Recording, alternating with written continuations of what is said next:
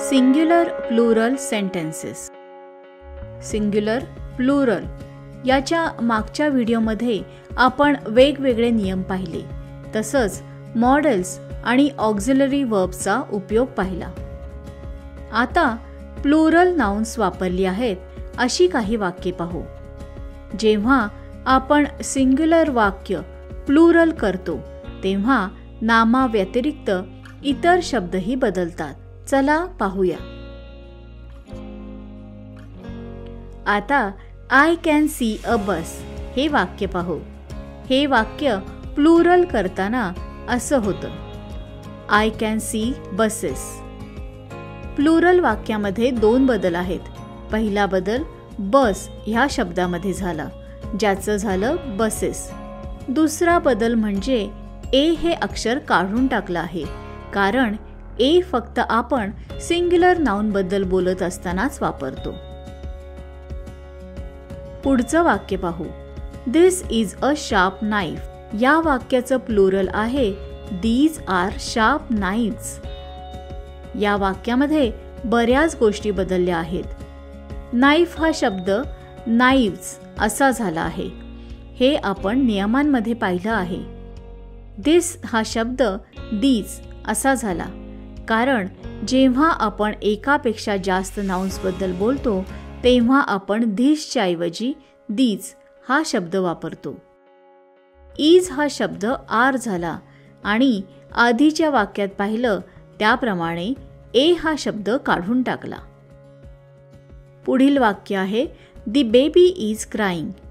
या वाक्याचं प्लुरल आहे दी बेबीज आर क्राईंग. आपण नियमांमध्ये पाहिलं त्याप्रमाणे बेबी हा शब्द बेबीज असा झाला.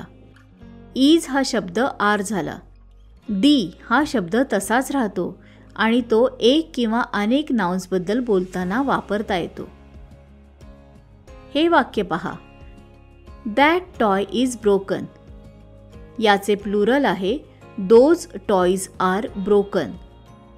नियमानुसार टॉय हा शब्द टॉयज असा होतो. इज हा शब्द आर होतो. दॅट हा शब्द दोज असा बदलला.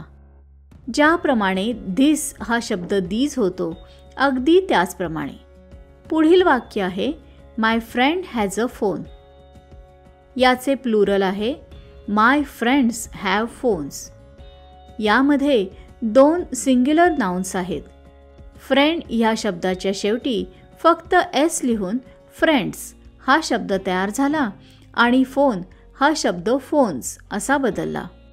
हॅज च्या आधीचे नाउन प्लुरल झाल्यास तो हॅव असा बदलतो.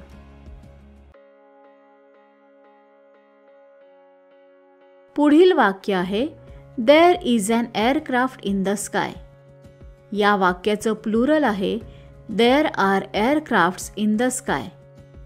जरी एअरक्राफ्ट या शब्दाचं प्लुरल बदलत नाही तरी इज च्या ऐवजी आर वापरलं जातं. एअरक्राफ्ट या शब्दाआधी आलेला ॲन काढला जातो. आजचं शेवटचं वाक्य आहे माय फूट इज हर्टिंग. या वाक्याचं प्लुरल आहे माय फीट आर हर्टिंग, कारण नियमानुसार फूट या शब्दाचं प्लुरल फीट असं होतं. व्हिडिओ थांबवा आणि स्क्रीनवरील वाक्य वाचा. 7ही नियम आठवा आणि दाखवलेल्या शब्दांची प्लुरल्स लिहायचा प्रयत्न करा. नंतर व्हिडिओ सुरू करा. तुमची उत्तरं तपासा आणि तुमची किती प्लुरल्स बरोबर आली ते पहा. नियम समजून घेतल्यावर तुम्हाला सिंग्युलर आणि प्लुरल नाउन्सचा वाक्यात योग्य प्रकारे वापर करायचा आहे. वाचत रहा आणि इंग्लिशमध्ये बोलत रहा.